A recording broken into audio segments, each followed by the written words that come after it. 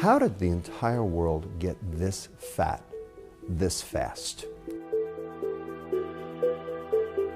Did everyone just become a bunch of gluttons and sloths?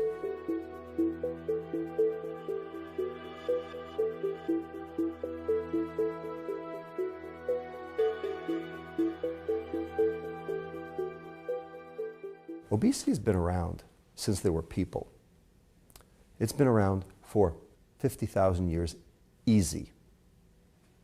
And it was around before McDonald's, Burger King, Wendy's. It was around before Coca-Cola. Obesity is part of the human condition, and there are evolutionary reasons why obesity has been selected for in individual populations, because people who store energy are more likely to be able to survive periods of famine. So there is a selection process that goes on all the time. But none of those things explain how in 30 years we have gone from being svelte, if you will, to basically being unbelievably sick. That's what an epidemic, or a pandemic in this case, looks like. That's what plague, influenza looked like. And the question is, what would be the exposure that could account for this? And if it was just gluttons and sloths, how do you explain the obese 6-month-old? We have an epidemic of obese 6-month-olds in this country. They don't diet and exercise. You're going to call them a bunch of gluttons and sloths? This goes way beyond the question of personal responsibility.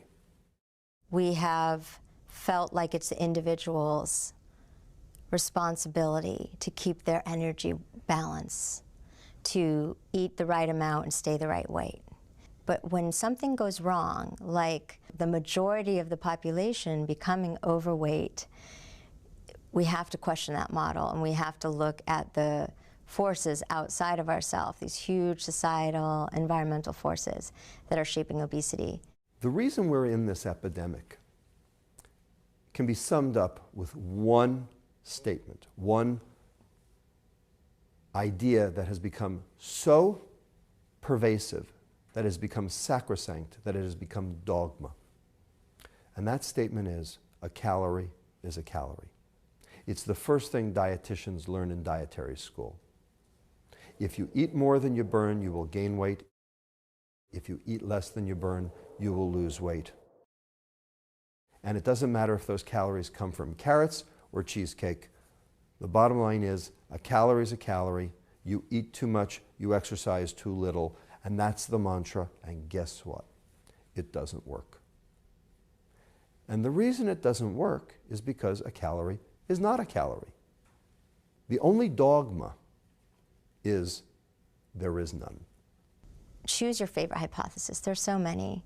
Well, what is it in our environment? Is it just the excess of food? Is it the high fructose corn syrup? Is it the antibiotics we're taking, the estrogens, different hormones and hormone mimickers? Is it the intrauterine environment? All of these factors play a role. So it is not just one thing. I mean, if there's one big thing, it's of course, it is our food environment. Fast foods, fast preparing, fast eating, and fast causing disease too. And we in our 2-parent working, 2-hour commuting, 2-job life do not have time for food. This is the biggest issue that we currently face. It is the reason that the industrial global diet has taken over the world, is because with all of our labor-saving devices, with the cars and the computers and lawnmowers that you sit on instead of push, etc., all of those things have actually reduced our time, not created it. So this is a function of the changes that we have made in our society, ostensibly for our benefit. The question is, are they? Well, there's been a number of changes in the last 30 years in how we interact with food, with our food supply. There's over 24,000 different foods that enter the marketplace every year. Then there's the issue of sleep patterning, stress, how we feed our animals, the nutrients in the soil. There's a number of different issues at play.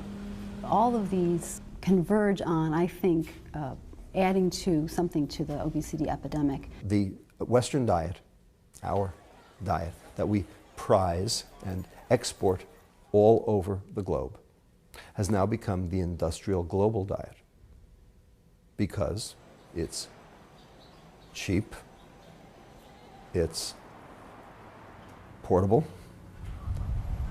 it has no depreciation, witness the 10-year-old Twinkie, and it was designed to taste really good, to keep people eating. This is now everywhere. This is the exposure. This is what has changed. I think we have had a perfect storm.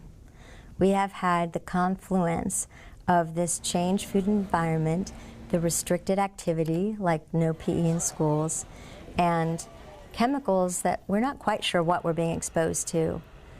And they're working together.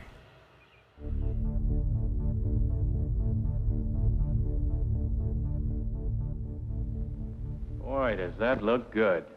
But honey, what'll these calories do to my waistline? Relax, it's diet delight.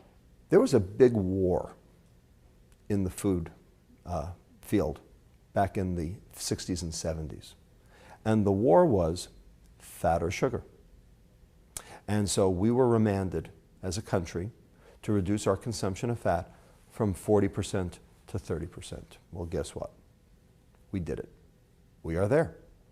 But the total consumption of calories, and specifically carbohydrate, and especially sugar, has gone through the roof. So it was that directive, that edict of the late 1970s that started the obesity and metabolic syndrome ball rolling. It is almost impossible to buy those packaged foods without getting a lot of extra sugars that are just going to be toxic for your metabolism. I'm suspicious of anything that says low-fat or diet because you know that that means that they've had to compensate with a lot of these added sugars. A perfect example, snack wells. So what's a snack well? 2 grams of fat down, 13 grams of carbohydrate increased, 4 of which are sugar. No fewer calories, same number of calories. And if fat's not the problem and sugar is, you can see where we're going here. There's also the change in the food supply so that those highly palatable foods are more easily accessible. So we can reach for that comfort food at any street corner, at any time during the day, and have a few extra calories.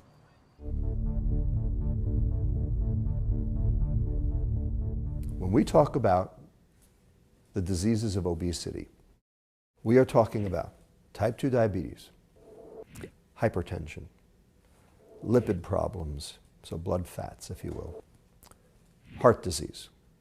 Those are sort of the big 4, if you will, that constitute what we classically call the metabolic syndrome. However, we now know that there are several other diseases that fall within this scope as well. For instance, non-alcoholic fatty liver disease, which now affects 1/3 of all Americans. Polycystic ovarian syndrome, which affects 10% of all women. Cancer, and also dementia. Now here's the key.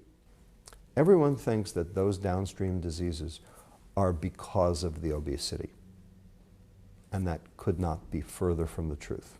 The obesity travels with those diseases, but the obesity is a marker for those diseases. 20% of obese people have a completely normal cellular metabolism, and they will live to a normal age. 40% of thin people, normal weight people, have those same chronic metabolic diseases and will die of them. Nobody dies of the obesity per se. They die of the diseases that come from the metabolic dysfunction. So when you do the math, that accounts for 60% of America. We are not talking about a minority. We are talking about the majority. So when you add up the medical costs for those 8 diseases, that is 75% of health care expenditures. Not just ours, not just America, but all over the world. So much so that in September of 2011, the United Nations Secretary General announced that non-communicable disease, that is chronic metabolic disease, type 2 diabetes, heart disease, hypertension, cancer, dementia, now posed a bigger threat to the developing world, not the developed world, the developing world, than did acute infectious disease, and that includes HIV. This is enormous. This is mind-boggling. This is absolutely staggering that developing countries have a bigger problem with obesity and diabetes than they do with cholera and other infections. When you think about that, that really has to stop and give you pause. Something is going on here.